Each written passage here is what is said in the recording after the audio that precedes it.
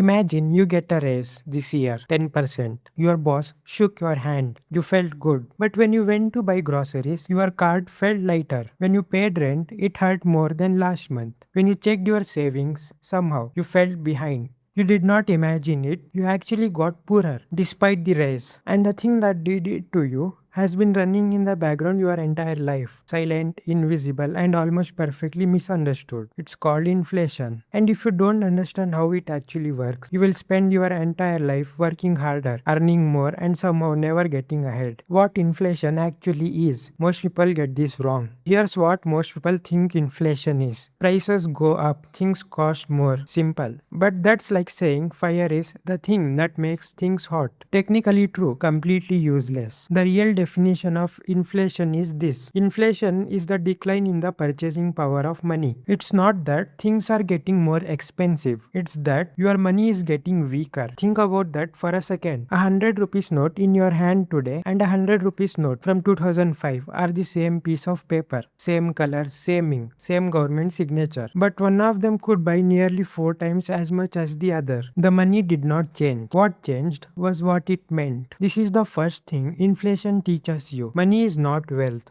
Money is a claim on wealth. And that claim gets smaller every single year. Where inflation comes from. So where does inflation come from? There are three main causes, and understanding all three will completely change how you see the economy. Cause 1. Too much money chasing too few goods. Imagine a small island, 10 people, 10 mangoes. Each mango costs 10 rupees. Total money on the island, 100 rupees. Now a helicopter drops 1000 rupees more onto the island. Do more mangoes appear? No. Suddenly there's more money, same mangoes. What happens? The price of mangoes goes up, not because mangoes changed, but because money became more common and therefore less valuable. This is called demand pull inflation. And this is exactly what happened globally after COVID. Governments printed trillions, pumped it into economies, but supply chains were broken. There were not more goods. Result, the highest inflation in 40 years. Cost 2. It costs more to make things. Sometimes inflation does not come from extra money. It comes from the supply side. When oil prices spike,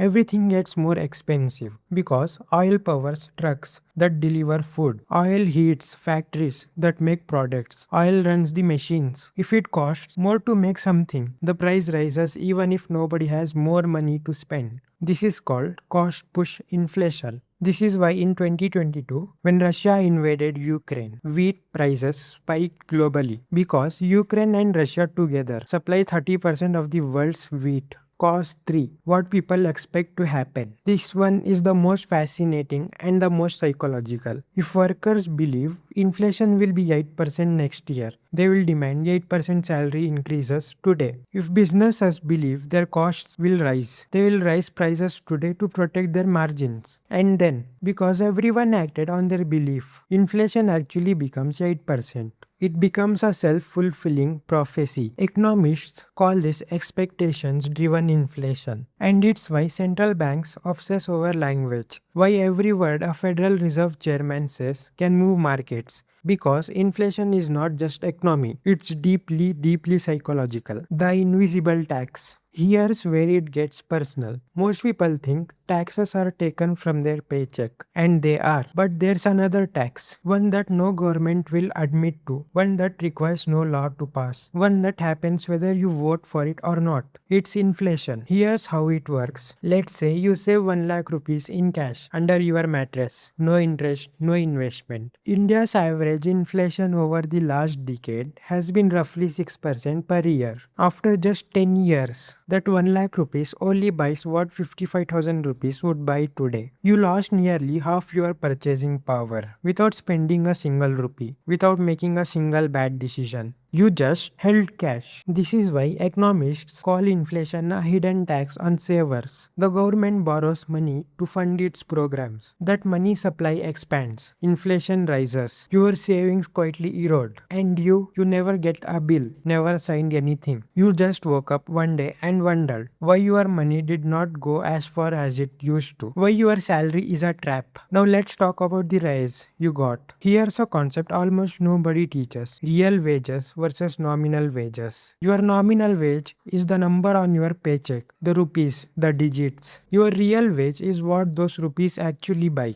If your salary goes up 8%, but inflation is 9%, your nominal wage increased, but your real wage dropped by 1%. You are, by every meaningful measure, poorer than last year, even though your paycheck is bigger. This is the treadmill problem. Companies increase salaries, workers feel good. But if inflation outpaces those increases, the average worker is running faster just to stay in the same place. And for most of the world, for most of recorded history, this is exactly what has happened. Who actually wins from inflation? Here's the twist that will completely change how you think about money. Inflation does not destroy everyone equally. Some people benefit from inflation and they know it. Winners of inflation. 1. Debtors. If you borrowed 50 lakh rupees for a house in 2010 at a fixed interest rate and inflation has been running at 6% a year since then, the real value of your debt is shrinking every year. You are repaying that loan with weaker rupees. This is why real estate investors love moderate inflation. The asset price rises with inflation, but the loan they took to buy it, it's being silently erased. 2. The government. Governments are the world's biggest debtors. India's national debt, the US national debt, it runs into trillions. Moderate inflation helps government slowly erode the real burden of their debt.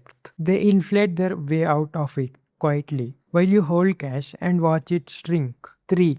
Asset owners. Stock, real estate, gold, commodities. These things tend to rise with inflation because they are real things, not pieces of paper. If you own assets, inflation often works for you. If you hold cash, inflation works against you. This is perhaps the most important wealth principle hidden inside inflation. The divide between those who own assets and those who own cash is not just a wealth gap, it's an inflation gap. What governments do about it and why it hurts you. So, when inflation runs too hot, what happens? Governments and central banks step in. Their primary weapon, raising interest rates. Here's the logic. If borrowing money costs more, people borrow less. If people borrow less, they spend less. If people spend less, demand drops. If demand drops, prices stabilize. Simple in theory, brutal in practice. When the US Federal Reserve raised rates aggressively in 2023 to fight inflation. Here's what also happened. Home mortgage rates nearly doubled. Startup funding dried up. Tech companies laid off hundreds of thousands. Entire loan dependent industries froze. The cure for inflation is essentially a controlled economic slowdown. They cool the fever by making everything slightly worse. And here's the painful truth. The people hit hardest by high interest rates are the poor